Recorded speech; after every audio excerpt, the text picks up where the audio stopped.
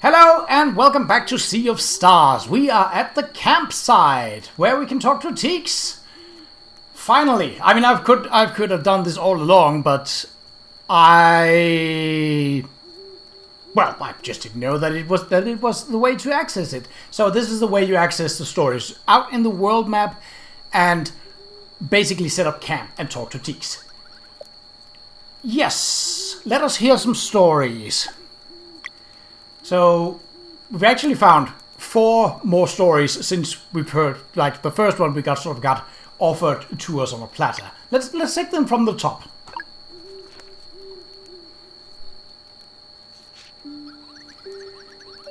What few people know today is that Kunusnuku had already been banished by the time the Great Summoning happened. The channeling had begun months prior, back when the lizard folk still had the upper hand. It was toward the end of the decades-long battle, after it became clear that the Molekin mages would be the victors. On this night of nights, the air carried early cries of victory across the archipelago. Suddenly the very sky tore open and a giant sky serpent emerged to wreak havoc. To this day, historians argue about the origins of the sky serpent. Some say it's a monster of pure evil stolen from another plane of existence and forced to remain here. Others believe it came from above the clouds, a once friendly creature that had its mind corrupted by dark magic. But regardless of its origins, the sky serpent was set to change the world forever. Back in the day of the Ovates, the ritual of the elements could have been performed to control the sky serpent's mind. But alas, the Ovates were long gone.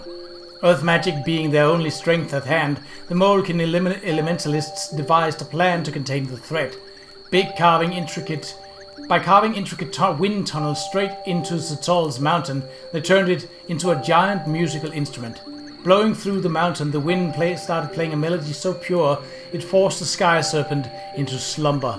The magic was strong, and it was believed that the world would remain safe for generations. Or rather, for as long as the mountain played the melody true. For the greater good, the Molekin gave up on their study of magic and established an outpost atop the mountain. Over generations they became expert miners, living by a pledge to keep the wind tunnels operational. The brave Molekin have toiled around the clock ever since, protecting the world one pickaxe strike at a time. Despite centuries of stabilities, stories say that the magic enchantment of the wind tunnels will eventually fade away. One can only hope that the Ovates will return before then. The end. Yes, more stories. 3 sisters.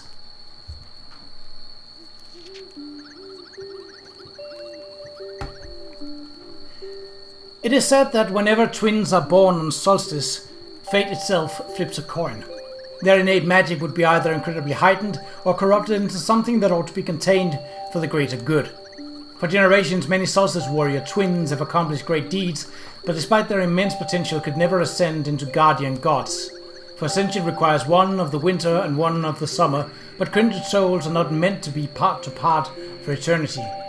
On a particular warm summer solstice, fate's coin landed on its edge, and triplets were born. As the great eagle's instincts indicated, it soon became apparent that morality had split itself in 3, as if to see their innate magic expressed in distinct flavors.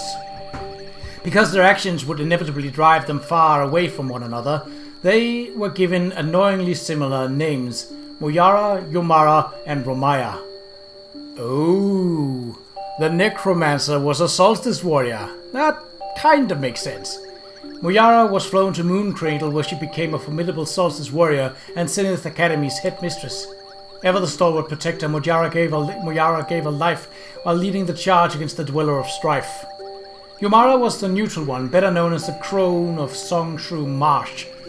Living a secluded life, she is an observer of the distant future, offering cryptic insights on key events and looming threats that may or may not transpire. By age 5, she had correctly predicted that the Fleshmancer would leave if the Dweller of Strife were defeated at the cost of Mujara's life. Despite her immense power, she remains impartial in all conflicts. Meanwhile, Romaya devoted her every waking moment to studying what could be understood of the Fleshmancer's ways and developed forbidden arts of her own.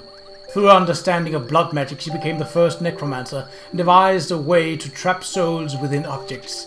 One notable invention of hers is candles that never burn out, noticeable by Romaya's signature green fire. Through their extreme commitment to differing paths, the three sisters have prompted countless musings on the choices one makes in life. To live bravely and selflessly like Mujara, and embrace an early death while fighting for a worthy cause. Or to live a quiet and peaceful, albeit solitary life like Yomara, foregoing ambition for the sake of safety, but never discovering one's true self. Or perhaps to indulge oneself like Romaya, with utter confidence in her ability to overcome any retribution she might face as a result of her corruption. Could the three sisters truly be a trick of fate, or the spiteful game of gods unknown? Or is it simply that, in our search for meaning, we sometimes mistake pure happenstance for prophecy? Yeah, most likely. It is probably for the best that we shall never know. The end. Alright. The two alchemists. We know that Rishan is the one, and Eoful is the other. Eforul, yeah. Countless millennia ago, two powerful alchemists named Rishan and Eforul set out to create the elixir of life, and succeeded. As all things in alchemy come at a price, the gift of immortality caused their bodies to decay, leading them to conceal their hideousness under colorful robes. Reveling at first in the bright side of their immortal coil, they spent centuries nurturing the world and creating wonders to inspire its mortals. Over time, however, Eforul grew increasingly jealous of the ephemerality he would never taste again. Thus began his wicked journey into the forbidden schools of alchemy, a journey which would see every last bit of good in his heart dissipate as he experimented with soul, bone, flesh, and blood alike. As fate would have it, Eforul fully embraced evil and emerged as the Fleshmancer, a vengeful immortal plaguing the world with his monstrous creations. Rishan tried intervening as best he could, but all that ensued was unspeakable chaos and collateral damage as the two former friends fought with godlike powers. After much struggle, Rishan discovered the Flesh Minion's only weakness to be solar and lunar magic, a power bestowed upon those born during a solstice. He began training these children to become solstice warriors, singularly tasked with culling the numbers of the Fleshmancer's creations. But Eforul's knowledge was also growing. Eventually he became capable of creating oddities of unlimited potential known as dwellers. They would be impervious to all forms of magic, except during a total eclipse, when solstice warriors would have a very short window to attempt to take them down. And dwellers, it turned out, were creatures in development feeding on local life. Left to their own devices for too long, they would evolve into world eaters, spelling doom for all. Armed with knowledge and power, solstice warriors would patrol the world, tracking dwellers to determine which should be taken down during the next eclipse. If they remained vigilant, there would never be a world eater, but Rishan knew that such a stalemate would only cause Eforul to devise something even worse. In a desperate attempt to get ahead, Rishan boldly performed transmutation alchemy on the very space-time continuum itself. After successfully splitting reality into countless timelines and parallel worlds, he shelved his alchemy vial and took up the mantle of archivist. On an endless journey across all realities, he would catalogue every possible outcome in the search of a resolution to the throes of the Fleshmancer. Meanwhile, Eforul rejoiced at the infinite number of opportunities for destruction that had just opened up to him. To find some measure of peace amidst their immortal conflict, the two alchemists made a pact to let the fate of each timeline play out on its own. And so the game of cat and mouse began, played by the dwellers and solstice warriors on one level, and by Rishan and Eforul on another. Across a myriad of timelines and over numerous centuries, some worlds would never be visited by Eforul, while others would be cursed by his mark. Once marked, it was only a matter of time until a world met its finality, often following centuries of struggle. Each would either be destroyed by a world eater or permanently saved by the ascension of a pair of solstice warriors into guardian gods. As to when Rishan plans on recomposing the timelines, or whether he even knows how, remains to be seen. The end. And the final one. Nomads of the Seas. It was like a dream. No one believed it at first that their seemingly eternal journey could finally be over. Why them? And with the current oracle of tides being so young, who could confirm the long-awaited discovery? But in their heart of hearts, they knew before them, appearing even more vividly than in their visions, stood the tower of Antsutlu. And so it was that the nomads of the sea, who had traversed abyssal plains since time immemorial, would settle at long last. Having reached their promised land, they started building next to the tower. In Qa'Rajh village, generations would come and go, each following the guidance of their respective oracle of tides. Since that day, they have been the guardians of Ansutlo, waiting for those destined to open its gate. In this new era, memories of their nomadic days live on in classic tales, retelling of the deeds of great explorers and formidable warriors. The most popular by far is the Battle of Fate's Qa'Rajh, a story with so many versions it may very well just be a myth. To the best of their abilities, historians have pieced together hints from various retellings of the battle, some even dedicating their lives to the subject. It is generally accepted as a fact that the Qa'Rajh almost went extinct while crossing the territory of a gigantic sea slug. What happened next is a matter of much debate, depending on the interpretation of key passages and the credibility of certain sources. Some claim that the Battle of Fate's Qa'Rajh never happened, dismissing it as fabrication meant to scare off would-be pillagers of ancient Qa'Rajh treasure. This theory is almost seen as a stretch, however, given that such looters' inability to breathe underwater would already be deterrent enough. Some historians say that the giant sea slug was defeated when the Qa'Rajh made their last stand on a flat-topped seamount, giving the story its title. For others, the scripture about sunken ruins are simply too consistent to be ignored. According to this version of events, the nomads sealed the monster away when they realized they couldn't defeat it. The key was then split into 3 equal parts, each waiting somewhere in the deep blue for future heroes brave enough to rid the world of this threat. The end. Alrighty.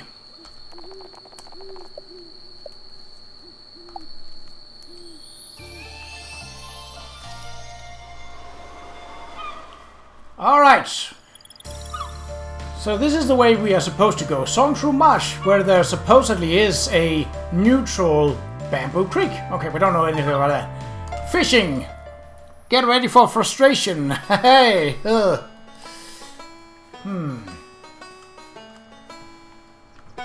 3 new fish.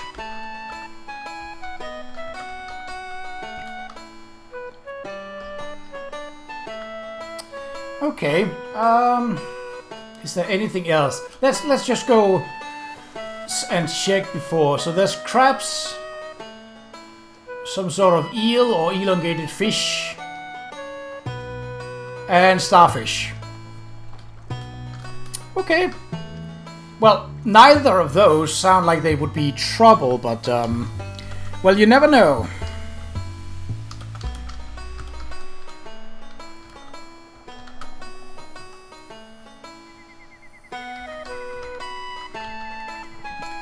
You never truly know. Well, let's just go for the furthest one and see if we can. Oh. Oh, wait. Oh, I already caught you, so...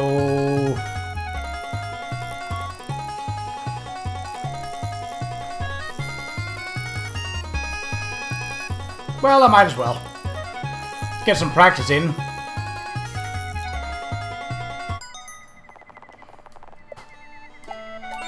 Also because it limits the amount of creatures that are available to catch, so that I don't catch something that I've already gotten. Ha! Clockwork crab. Alright.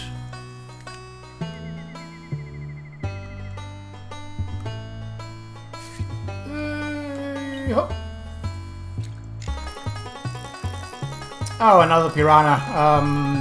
I don't think I can cut the line, so I basically just have to wait.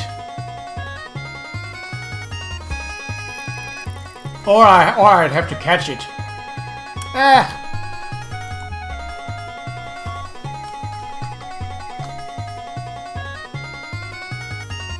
Come this way, please. Oh. I still don't know how that occurs or why. Like, is it when they're jumping up at... Oh, maybe at the apex of their jump. If you can do that. That might be a key to getting a more trickier fish. But they aren't stunned for long, that's for sure.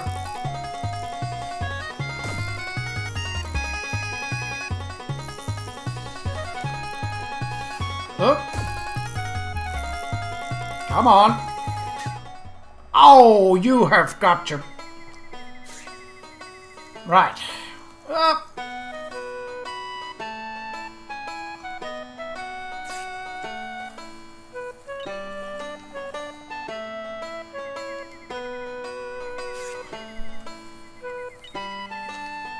Ah! Stop hitting the edge! I mean, I wanted to be close to the edge because that's where the sea fish, the sea stars are. Oh, are you serious? Okay. Fine. There we go. Yeah, come back here. You're a starfish. You do not have the muscle to pull that away. No. Get back here, you. Okay, well, it's easy to pull. Likely because it's not very heavy, but... Ninja starfish. That would explain why they're sort of trying to hide. Yeah, let's just... So, what we need is the long boys.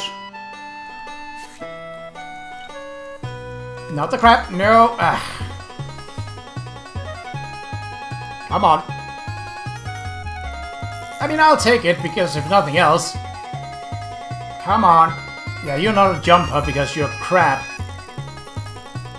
Therefore, you don't jump. Come on.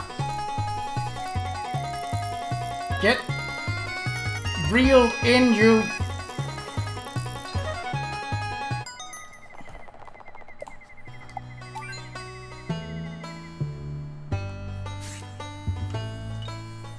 Alright, come on, long boy.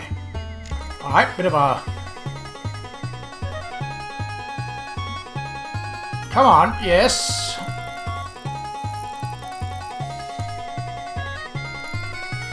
You are fast, but not very strong.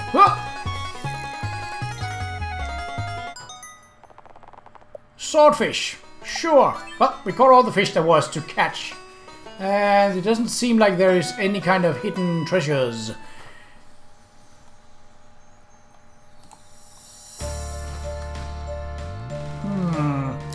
Would it change something if I change the time of day? Just, you know, for the sake of looking? Let's make it bright. That's probably about noon. I definitely need to go this way first, but I have a feeling that something might be here. So let's go there first. Yeah, well, there's treasure, definitely. And a rainbow conch. Bamboo slicer. Okie dokie. Yep. Just an upgrade straight off the bat. Well, off the sword. Because, you know, he's not using a bat. A door. The gruesome statue stands testament of struggle from a time long past. That's fine, but can the past please move? I guess not then. Fine. Fine, I'll go somewhere else. Being difficult, Fluffy. Songshroom Marsh. Swamps and wetlands don't tend to be pleasant areas in video games.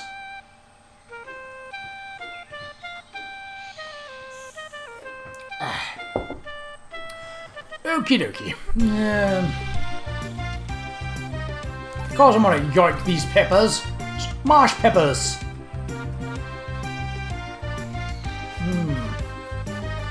There are a lot of shrooms about. Do you think it will be a problem to go into the water here? Hop, hop, hop. Yeet.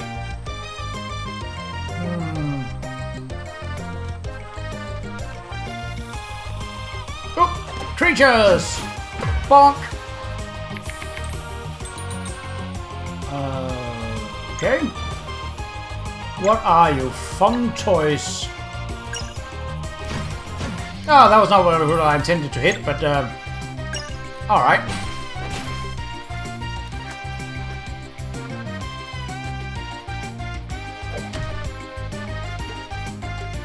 Okay. Bit of the herdy attack.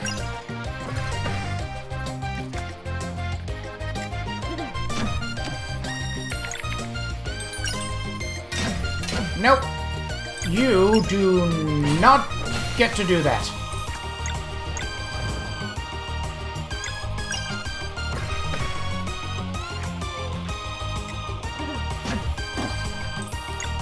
Somehow managed to get that block down.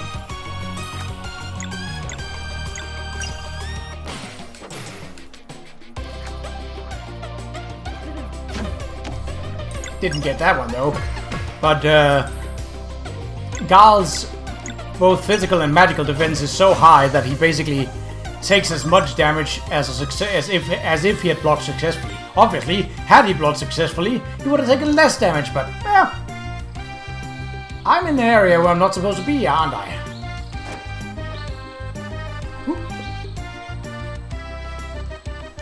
That's alright. A little bit of combat never hurt anyone, except the people I'm fighting, of course.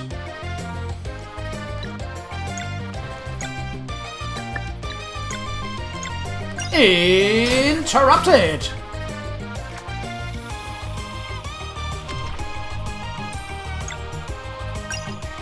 Dead. Okay, so they are Shroomy Knight.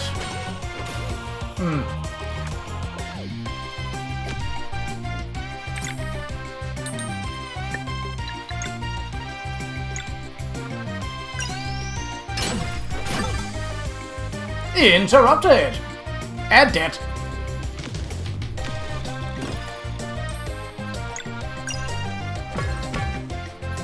Yeah, Gal isn't great for damage output, but he is very tanky, and because he has healing abilities, I prefer him in my party. I would say Roshan is the one I prefer the least. Obviously, I've had him the shortest time, but his abilities just doesn't gel with me, you know? Hap. Treasure. The mushrooms are singing. Oh, leaf cape, hello. Whom can wear this? Not you. Cape? Yeah. I think Sarai might also be wearing capes. Or... no, that's a cloak. Oh. Oh. Well, that's an improvement, so why not? Didn't think that they would have the same kind of gear, but I'll take it. So it seems like I'm going the way to progress the story. Let's not do that. We've scattered it out, and if nothing else, we can just take the fights again. For a little bit of extra experience, yes? I was just exploring for the sake of treasure, and that led to... well, a little bit of treasure, arguably. Oh, place to save. Nice. Crone of the Marsh. Well, if that isn't alluding to who we're going to meet, then I don't know. Right, let's see what...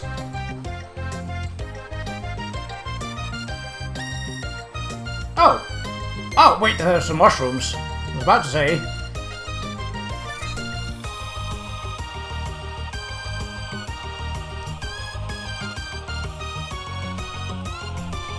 I don't believe that there is a whole lot more else here, so I actually was doing the right thing. I just missed a, I wouldn't say collectible, but a crafting item.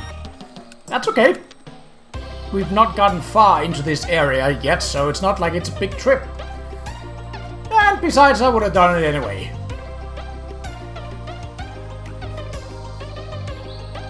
Alright, nice. A wooden structure in a mostly water-based area. It sounds like a bad time, honestly. Oh, this would be a perfect place for a treasure. It's just enough out of the way that you could miss it if you weren't... Like, if you were in a hurry. Habushki!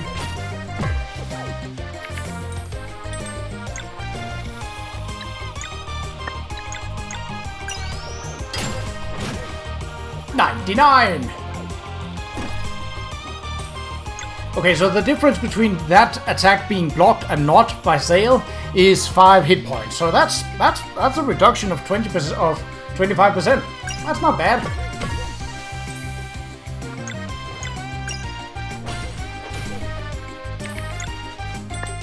Yeah, these guys are not the tough customers that you might expect at this point in the game, but can I jump down? I can't. Noted. Oh, I see that. Probably this, yes? Yes. Can't get up to that, but I can do this. Whee!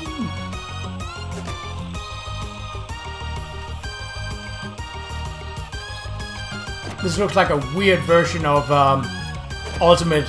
Was it Ninja Warrior or Wipeout? I don't know. Yeah, I was about to say that looked pushable. And 'twas! Ooh. Swamp Salad. Nice!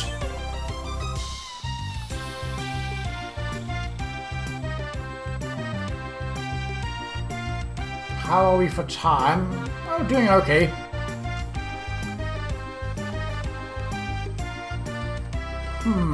Really? No treasure? Alright. Oh, the fight's in here. Ah, run away, eh? Yeah, yellows. That's a lot of maple syrup. You can't run. But I suppose you can bring a lot of your mates, which is quite the bother. Alright. Now let's just whack all of you. Fungus Spike. Okay, not overly bad.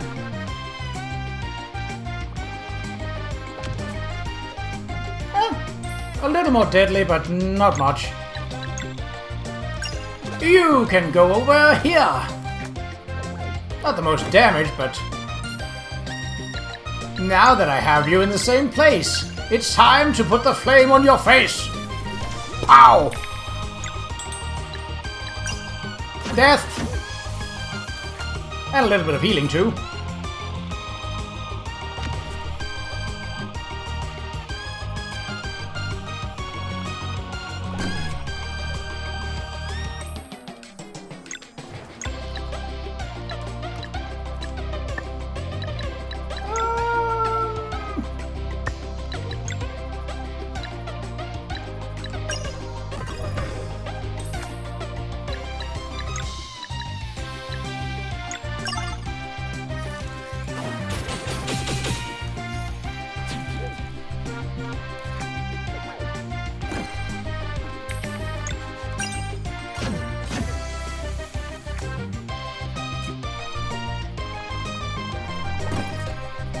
Oh, I managed to get that despite the timing looking a little on the rough side.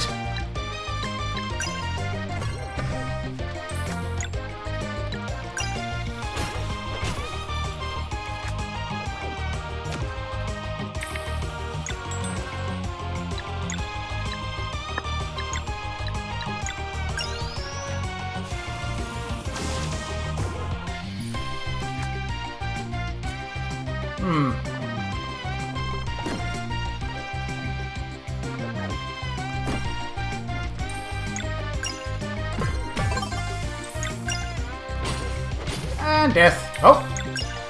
Death. There we go.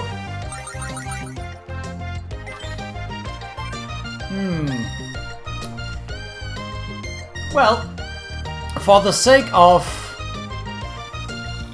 not making this video any longer than it needs to be, I will end the episode here. We've just reached 30 minutes. So, in the next one, we shall continue to explore this strange swamp castle, who we definitely don't know what belongs to. But, until then, take care!